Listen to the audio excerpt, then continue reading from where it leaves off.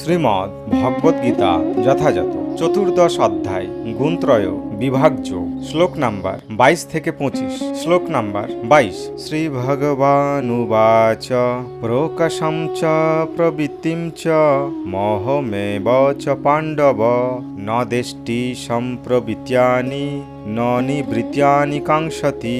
শব্দার্থ শ্রী ভগবান উবাচ পরমেশ্বর ভগবান বললেন, প্রকাশম প্রকাশ, চ ও প্রবৃত্তিম প্রবৃত্তি, চ ও মোহম মোহ, এবচ ও পাণ্ডব হে পাণ্ডুপুত্র, ন দেষ্টি দেশ করে না, সম্প্রবৃত্তিয়ানি আবির্ভূত হলে, ন না নিবৃত্তিয়ানি নিবৃত্ত হলে, কাঙ্ক্ষতি আকাঙ্ক্ষা করেন।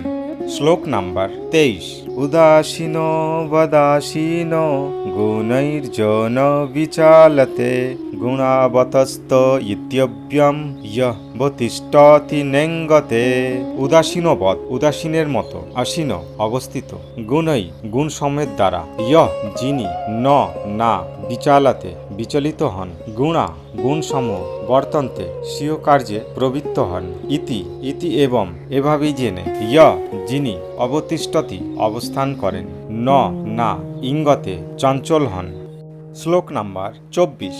সমদুঃখ সুখম স্বাস্থ্য সমলোষ্ট্রাম সকাঙ্ক্ষণঃ তুল্য প্রিয়া প্রিয় ধীরস্তল্য নিন্দাত্ম সংস্তস্তি। শব্দার্থ সম সমভাপন্ন, দুঃখ দুঃখ, সুখ সুখ, স্বাস্থ্য আত্মস্বরূপে অবস্থিত, সম সমভাপন্ন, লোষ্ট্র মাটির ঢেলা, অশ্ম পাথর, কাঞ্চন স্বর্ণ, তুল্য সমভাপন্ন, প্রিয় প্রিয়, অপ্রিয় অপ্রিয়, ধীর ধৈর্যশীল, তুল্য তুল্য জ্ঞান, নিন্দা নিন্দা, আত্মসংস্তস্তি নিজের প্রশংসা। শ্লোক নাম্বার 25।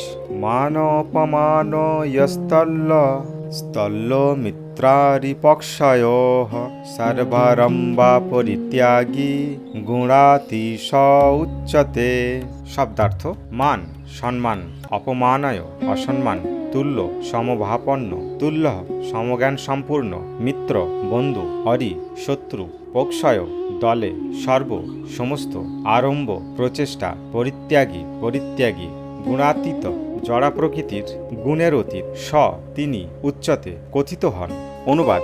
পরমেশ্বর ভগবান বললেন, হে পাণ্ডব, যিনি প্রকাশ প্রবৃত্তি ও মোহ আবির্ভূত হলে দেশ করেন না এবং সেগুলি নিবৃত্ত হলেও আকাঙ্ক্ষা করেন না, যিনি উদাসীনের মতো অবস্থিত থেকে গুণ সমূহের দ্বারা বিচলিত হন না, কিন্তু গুণ সমূহ স্বীয় কার্যে প্রবৃত্ত হয়, এভাবেই জেনে অবস্থান করেন এবং তার দ্বারা চাঞ্চল্যতা প্রাপ্ত হন না, যিনি আত্মস্বরূপে অবস্থিত এবং সুখ ও দুঃখে সমভাবাপন্ন, যিনি মাটির ঢেলা পাথর ও স্বর্ণের সমদৃষ্টি সম্পূর্ণ, যিনি প্রিয় ও অপ্রিয় বিষয় সমভাবাপন্ন, যিনি ধৈর্যশীল এবং নিন্দা স্বস্তি মান ও অপমানে সমভাবাপন্ন, যিনি শত্রু ও মিত্র উভয়ের প্রতি সমভাব সম্পূর্ণ এবং যিনি সমস্ত কর্মোদ্যম পরিত্যাগী, তিনিই গুণাতীত বলে কথিত হন। তাৎপর্য: অর্জুন 3টি প্রশ্ন করেছিলেন এবং ভগবান একে একে সেগুলির উত্তর দিচ্ছেন।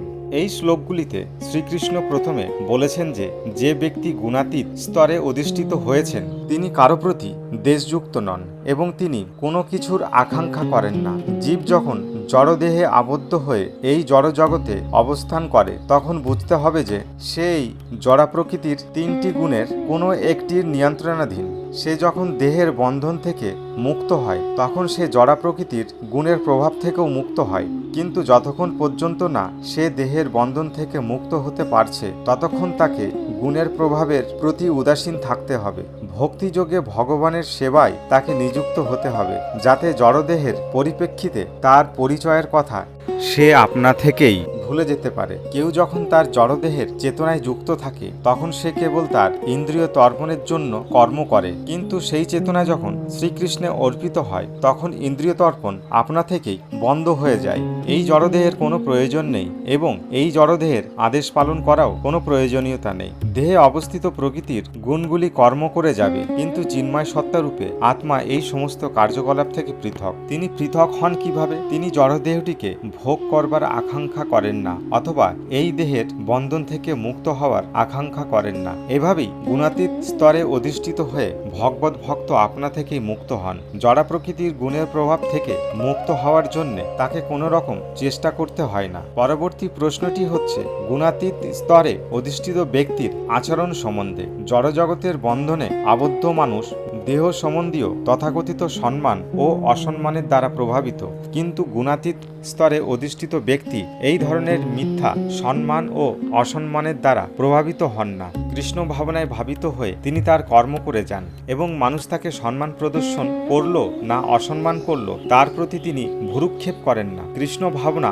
অনুশীলনে তার কর্তব্য সম্পাদন করার পক্ষে যা অনুকূল তা তিনি গ্রহণ করেন। তাছাড়া পাথর হোক বা সোনাই হোক, তার কোনো জড়বস্তুর দরকার হয় না। কৃষ্ণ ভক্তির অনুশীলনে যারা তাকে সাহায্য করেন তাদের সকলকেই তিনি প্রিয় বন্ধু বলে মনে করেন এবং তার তথাকথিত শত্রুকেও তিনি ঘৃণা করেন না। তিনি সকলের প্রতি সমভাবাপন্ন এবং সবকিছুই তিনি সমদৃষ্টিতে দর্শন করেন, কারণ তিনি ভালো মতেই জানেন যে জড়জাগতিক জীবনে তার কিছুই করার নেই। সামাজিক ও রাজনৈতিক বিষয়গুলি তাকে প্রভাবিত করে না, কারণ তিনি সামাজিক উত্থান ও গোলযোগের অনিত্যতা সম্পর্কে পূর্ণরূপে অবগত। তার নিজের জন্য তিনি কোনো প্রচেষ্টা করেন না। শ্রীকৃষ্ণের জন্য তিনি সবকিছু করতে পারেন, কিন্তু তার নিজের জন্য তিনি কোনো কিছু করেন না।